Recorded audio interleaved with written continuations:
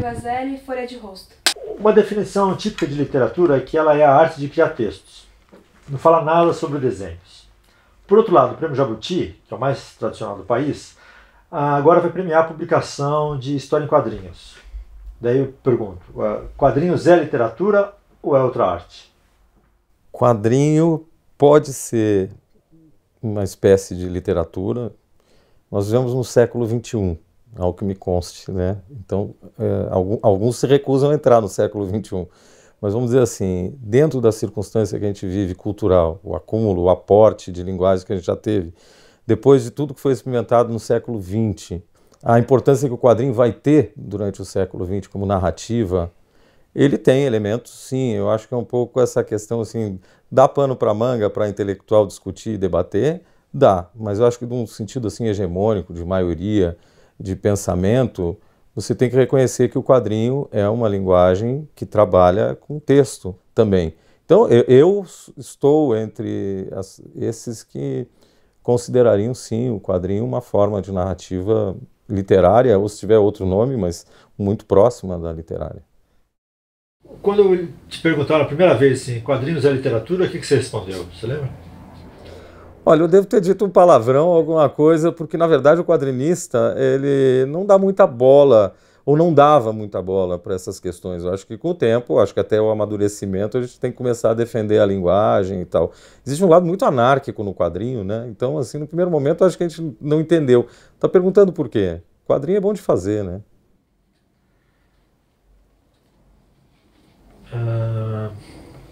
Quando que os quadrinhos viraram coisa de adulto? Foi com o Will Eisner? Antes, depois?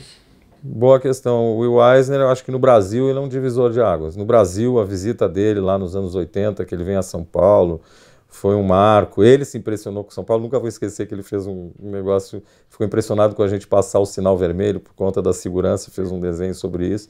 Acho que no Brasil marcou muito a vinda do Will Eisner para botar de vez uma pá de cal nesse assunto aí de considerar quadrinho algo menor e tal. Então deu esse reconhecimento que também é necessário, né? Então começou a se entender isso, mas já tinha gente trabalhando a ideia de que quadrinho... Asterix, eu acho que foi... Asterix é uma obra tão grandiosa, eu gosto muito de Tintin, que é uma outra perspectiva também, mas o Asterix, por exemplo, o Asterix faz parte da reconstrução moral da França no pós-guerra. As pessoas não percebem a força que vai ter, né? Então, assim, algumas coisas já vinham mudando esse perfil.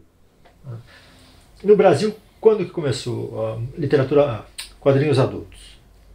Olha, o quadrinho adulto, na verdade, já na ditadura tinha uma publicação chamada Versus, eu nunca vou me esquecer, meu pai era advogado de preso político, então participou da resistência. Então, na minha casa circulava essa imprensa que surgiu, né, que chamava Imprensa Nanica, e que não era nanica, era grande, e tinha algumas publicações que começaram. Eu lembro da Versus, que trouxe o Luiz G, Angeli, depois eu acho que Laerte veio. Então já começa. No Rio Grande do Sul tem uma cena muito forte. Eu não gosto muito de nomear porque a gente sempre esquece alguém depois da briga com os amigos, ficam magoados, né? Mas tem o Edgar Vasquez, assim, que é um nome muito forte e que publicava também na Versus. Aquilo me impressionava muito. Então esses caras. E aí na década de 80 vem a abertura, né?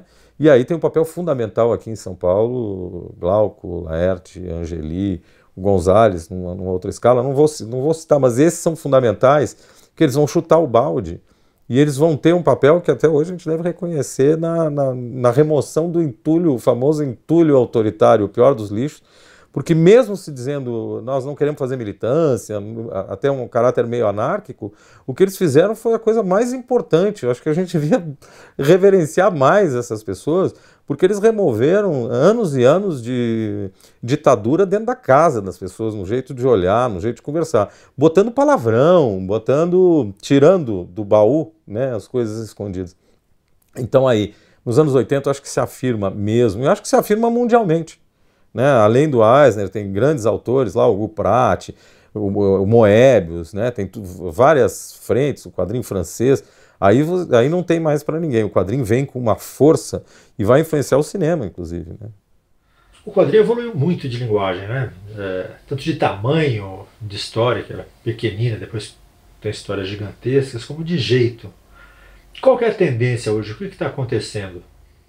É difícil falar em tendência, né? Porque no mundo de hoje a gente parece que tem tanta informação que a gente fica bem perdido. A gente parece aquele quadro lá medieval do cego, né, orientando. Mas todas as linguagens estão sendo experimentadas. Eu acho que o quadrinho, assim como... Ele é irmão de todas as outras... Ele é irmão gêmeo do cinema. Eu acho que eles nascem na mesma época, estão dialogando. Eu acho que o quadrinho é aquele irmão que foi morar no porão, teve mais dificuldade, né, bem de novela romanesca, mas sempre dialogando com o cinema, quadrinistas que fazem cinema, vice-versa. O que acontece? Assim como o cinema e assim como as artes plásticas, todos nós estamos em crise um pouco, que é uma crise do excesso, se experimentou tudo. Então tem essa crise, nós temos uma overdose de imagem. Eu trabalho com imagem, eu fico imaginando, você entra num trem tem imagem, no ônibus tem imagem, no metrô tem imagem. Então tem essa overdose de imagem, né? E a gente fazendo parte desse jogo, né? Tem essa crise do quadrinho, mas ele tem uma coisa que eu acho que é isso, é diversidade, todas as falas. Hoje tem muita mulher fazendo quadrinho. Sempre teve mulheres geniais fazendo quadrinho. A Luluzinha é criação maravilhosa, lá dos anos 30, mas era menos. E hoje você vai ter uma grande produção de temas que não tinha essa presença, né? No mundo inteiro e no Brasil. Né? Então eu acho que é a diversidade de vozes. O que foi mais formador para você, quadrinhos ou livro? Eu sou bipolar, eu não consigo separar. Eu cresci numa casa, eu herdei aqui um pedaço da biblioteca dos meus pais, que era muito grande. Está distribuída agora no meu escritório em Florianópolis, aqui. E eu cresci no meio de livros. Só que ainda bem que eu não vivi o preconceito. Então eu tinha livros e tinha histórias em quadrinhos. Eu não consigo diferenciar. Talvez as minhas leituras mais antigas, que é uma enciclopédia chamada Trópico, que era ilustrada, vem junto com a descoberta do gibi. E nunca tive em casa essa repressão. Eu sempre pude lidar com os dois. Você acha que com o tempo as histórias em quadrinhos foram ficando mais literárias? Com mais texto, mais informação? Algumas sim. Eu acho que é um fenômeno. Eu espero que não seja por obrigação nem por se sentirem mais importantes. E eu acho que não. Não é por isso. Eu acho que é porque abriu novos caminhos. Tem gente fazendo quadrinho, e tomara. Eu acho que o grande quadrinho, não gosto de qualificar, mas para mim ainda o grande quadrinho vai ser o quadrinho de aventura, vai ser esse quadrinho lá da infância ou da juventude. Esse quadrinho tem um lugar eterno. E eu acho que a gente não pode perder essa ingenuidade. Mercados grandes, como o francês, preservam isso. Que é o quadrinho de aventura, que é o quadrinho que mexe com a emoção, que é um pouco a literatura também do Júlio Verne, e pode ser denso.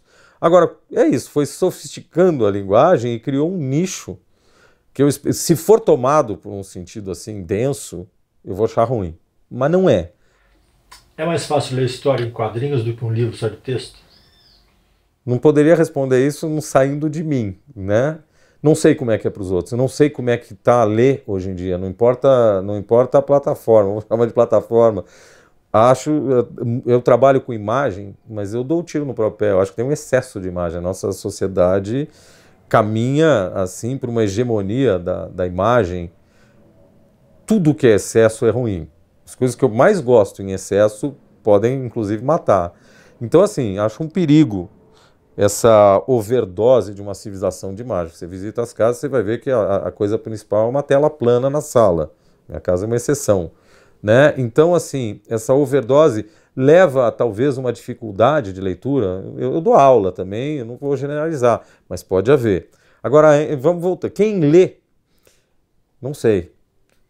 Eu, no meu caso, não tenho a menor dificuldade, leio os dois, eu sou um leitor voraz. Por conta do exemplo, que é a única forma, aliás, meus dois filhos são leitores vorazes. São sujeitos assim, têm 12 e 8 anos, mas meu filho se alfabetizou lendo Karl Barks, lendo o quadrinho Disney, né? Então, e Tintin, enfim, eles têm uma biblioteca em casa, minha filha também. Agora, a literatura, por ser mais afastada ainda da imagem, numa época em que a imagem é hegemônica, com certeza a literatura vai ter problemas. Agora tem uma coisa engraçada, toda essa overdose de imagens que nos é oferecida, ela parte da literatura, porque a literatura, de certa forma, é quem fornece os argumentos para os roteiros de tudo, praticamente, desde blockbuster até coisas independentes. muita coisa, pelo menos, vem da literatura.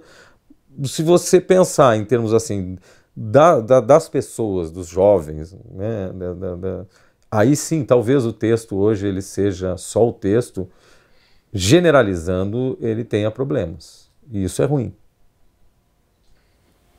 Será que a história em quadrinhos está mais perto do cinema do que da literatura por conta da imagem? Eu sempre achei isso. Eu trabalho com... Eu amo a literatura, mas adoro o cinema também e trabalho com cinema há 30 anos. Então eu sou um sujeito que está sempre vivendo as questões, né, pertinentes às duas linguagens, mesmo, concretamente, no meu dia a dia, fazendo storyboard, planejamento de cena, eu vivo mergulhado.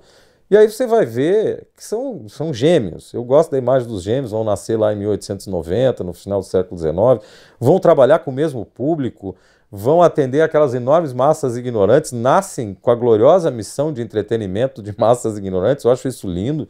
É cultura de massa e vão fazer obras-primas, e você vai ter no cinema o Chaplin e os grandes comediantes, e tem uma relação direta com o quadrinho. Eu fico chateado de ver, e nada contra, mas assim...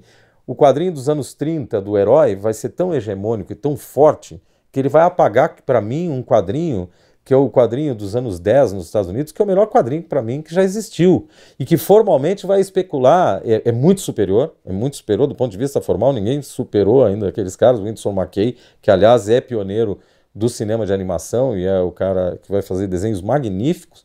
Então nesse primeiro período eu já vi provas, inclusive, tem roteiros de cinema do Gordo e o Magro, que foram desenhados para o Multijeff. Eu não sei quem pegou de quem e não importa. O cara lia gibi, lia no jornal, o Chaplin com certeza lia e devia gostar, e vice-versa. Os caras viam o cinema. Há um diálogo, e você vai ver, aí usando a terminologia, né, de pesquisador, que eu também sou, né, que a gramática, entre aspas, do cinema e do quadrinho tem coisas comuns, planos. Nós estamos trabalhando aqui, conversando em cima de planos. Você faz o plano americano, o primeiro plano, são os mesmos planos, rigorosamente os mesmos planos. Tem uma ligação com a literatura? Tem, obviamente, né? A questão do texto. Mas eu queria salientar uma outra coisa que o quadrinho entrou, que as pessoas não percebem. O quadrinho nos preparou para o que chama hipertexto. Nos preparou para a era da internet. Porque a era da internet, sem a gente se dar conta, ela associa o tempo todo texto e imagem. O tempo todo, desde que os computadores conseguiram dar um up, passou a ser texto e imagem. E a gente aceitou isso com uma naturalidade enorme, porque a gente já vinha sendo treinado ponto para as histórias em quadrinhos, né, que levam ainda pontapé, né? Então, assim, obviamente, eu me sinto muito feliz com essa irmandade das linguagens, muito feliz. Os seus professores no tempo da escola, eles eram daqueles que recriminavam a história em quadrinhos?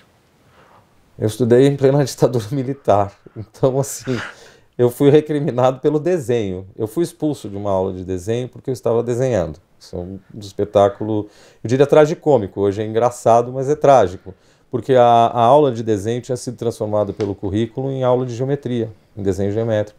Quer dizer, no fundo isso é uma tragédia, né? Que nós vamos pagar durante muitos anos, o desastre intelectual. E que dirá os quadrinhos?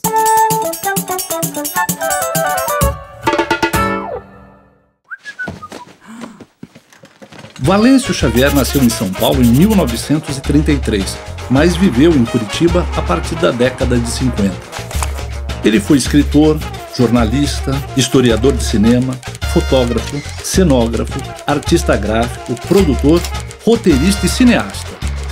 Seu gosto pela imagem, seja pelas artes gráficas, pelo cinema ou pelo teatro, acabou se manifestando também em sua literatura, com o uso de colagens, pedaços de filme e outros recursos visuais. Valêncio usou a imagem não apenas como um enfeite para o livro, mas como parte integrante de suas narrativas. As ilustrações não podem ser retiradas e o texto não funciona sozinho. Ele também misturava elementos biográficos e fatos reais com ficção, pondo em debate o que é verdade e mentira. Trata-se de um escritor incrível, nos dois sentidos da palavra.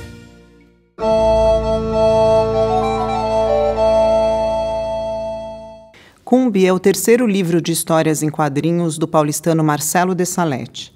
Esse termo Cumbi é de origem banto e significa quilombo. Pode também significar luz, dia, fogo e força.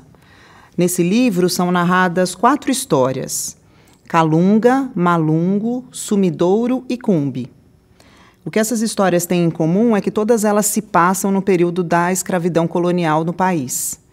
Além disso, são histórias narradas do ponto de vista do negro escravizado, que retratam bastante as situações de violência que eles viviam e a fragilidade, principalmente das mulheres e das crianças. Graficamente, o Marcelo Dessalete, que também é negro e pesquisador das culturas africanas, faz uso de muitos símbolos da cultura africana, como, por exemplo, os desenhos cabinda, que a gente vê logo aqui, uma das primeiras ilustrações do livro, na narrativa que abre Cumbe, que é a narrativa Calunga.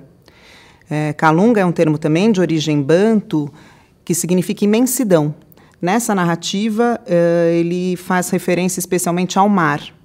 É uma narrativa que conta a história de um casal de negros escravizados que planejam uma fuga pelo mar. Nas ilustrações, o Marcelo Dessalete explora bastante essa relação claro-escuro, luz e sombra, como a gente pode ver nessa aqui.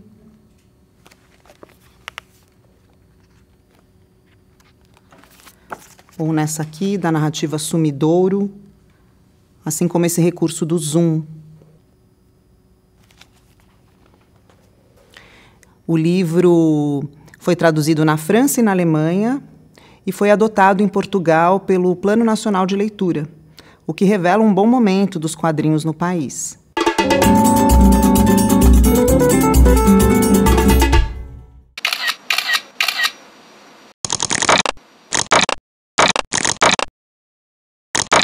Eu tinha um estúdio no centro de São Paulo, transferi para cá. A grande vantagem é que eu estou perto dos meus filhos, eu adoro trabalhar perto da minha família. Então, o meu estúdio hoje é uma pequena sala. Agora, eu desenho em tudo quanto é lugar. Isso é uma característica do meu trabalho. Então, outros tipos de desenho mais solto, eu costumo desenhar na rua. Sou um sujeito afeito às rotinas, né? Eu gosto de ter um método de trabalho, mas nasceram 2 filhos, que foi uma novidade na minha vida, já faz algum tempo, faz 12 anos, e isso mudou. Por exemplo, eu gostava muito da noite. Por trabalhar em casa tem as peculiaridades de você ter sempre alguém batendo na porta na hora mais inadequada, sempre tem uma demanda, as pessoas não acham que você está trabalhando. Então, assim, eu sempre gostei da madrugada por isso e também por aquele silêncio. Só quem conhece bem a madrugada sabe que tem um mecanismo maravilhoso de isolamento, né? Você se sente numa cápsula de criação. Agora, com os meus filhos crescendo e com as demandas da vida escolar, eu tive que abdicar da parte noturna, passei a dormir muito cedo, e essa madrugada se transferiu para muito cedo da manhã. Eu consegui criar ainda uma madrugada que é começar a trabalhar tipo 6 da manhã. Eu conto histórias para deixar uma marca. Infelizmente, eu sou dominado por essa doença que os artistas têm, de tentar superar a morte mesmo, deixar uma marca, uma angústia de contar o que eu vi, né? Basicamente é contar o que eu vi, e dessa forma eu estou dizendo assim, eu estive aqui, eu existi, em algum momento eu existi. Agora, tem uma forma mais nobre, que é também levar para os outros alguma apreensão, mas na essência é isso, é dizer, eu estive aqui, eu vi a vida e gostaria de compartilhar com vocês.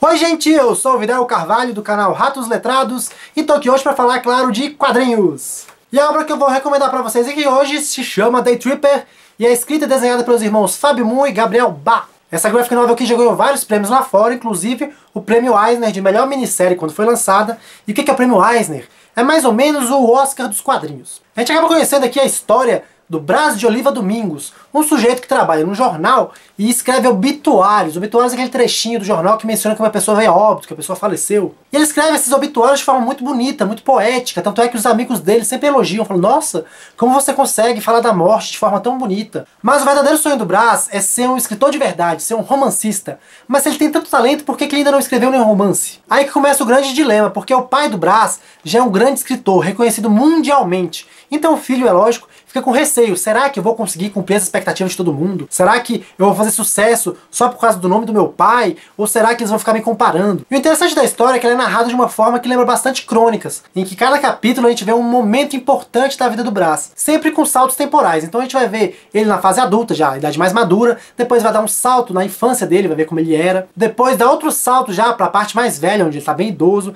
volta para a adolescência e assim vai. E no final de cada capítulo acontece uma coisa que não vou contar para vocês, que é para não estragar a surpresa. E apesar do nome Day Tripper, isso aqui é uma obra nacional, tá? Dá para reconhecer o Brasil logo nos primeiros traços, quando a gente vê um botequinho de esquina sendo desenhado, até mesmo quando é representado Salvador e Rio de Janeiro. E vai me dizer que o personagem principal não é a cara do Chico Buarque. Então é isso, gente. Fica a minha recomendação aqui pra vocês.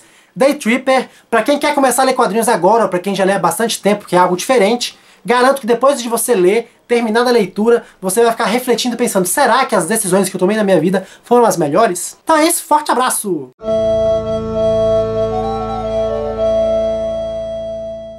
Ir e ver. Vir é só. Medeiro Vaz estava demente. Sempre existido doidante. Só agora pior. Se destapava. Era o que eu tinha rompência de gritar. E os outros companheiros, o que é que os outros pensavam? De certo, nadas e noves. Iam como o costume sertanejo, tão sofridos. Jagunço é homem já meio desistido, por si.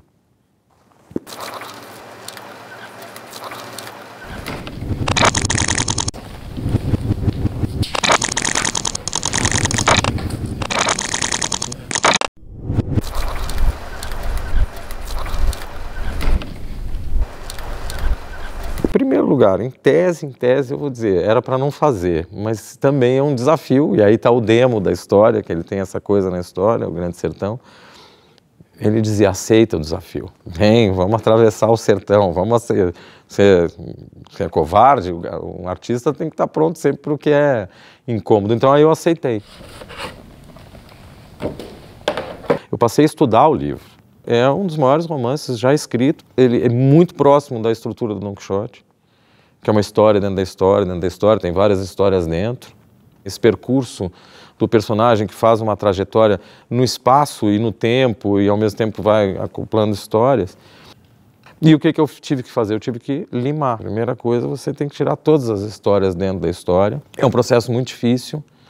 Para isso ajudou muito eu ter trabalhado com cinema, porque cinema é basicamente a arte de cortar, mais do que fazer.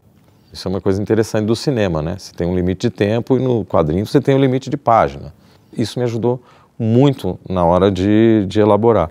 Cortei, fiz uma lipo, tive uma recompensa, que é descobrir o poeta. O poeta, o cara além de gênio na construção, na urdidura, né, na linguagem, num western, porque também é um faroeste, o cara é louco, também é um faroeste, ele é um poeta, né? Quando bala raciocina, se Deus vier para o sertão que vem armado, e por aí vai. O encontro fundamental da narrativa é o encontro de Adorim com o Riobaldo num barco que eles atravessam o rio quando eles são crianças, é a primeira vez que eles se apaixonam, ele tem 10 anos, e ele diz, eu não sei nadar, e ele diz, eu também não. Aquela travessia é um livro de uma simbologia desgraçada. Eu considero que esse foi o sentido de todo o meu trabalho. Eu vou dizer, foi aí que eu coloquei alguma coisa. A última palavra que está lá escrita é travessia.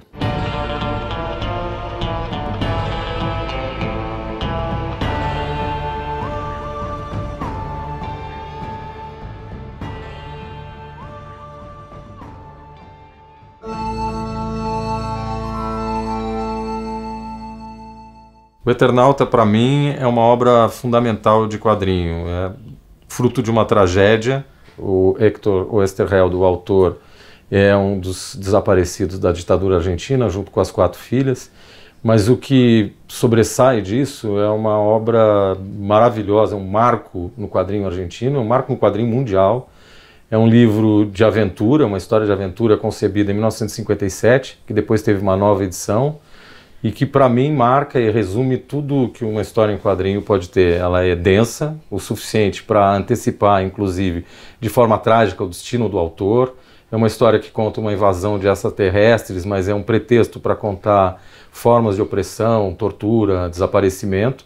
E ao mesmo tempo é uma grande história de aventura com todos os elementos assim clássicos desse tipo de história. Não consegue parar de ler. É uma noite em Buenos Aires em que uma pretensa neve cai, mas na verdade são flocos que matam as pessoas e é uma invasão alienígena. Mas trabalhada com uma densidade, com uma elegância narrativa, com todas as peripécias que uma boa história de aventura pode ter, e ao mesmo tempo trazendo uma história que é inesquecível. Para mim foi um marco, fico muito feliz de poder falar sobre o que eu acredito ser uma obra-prima.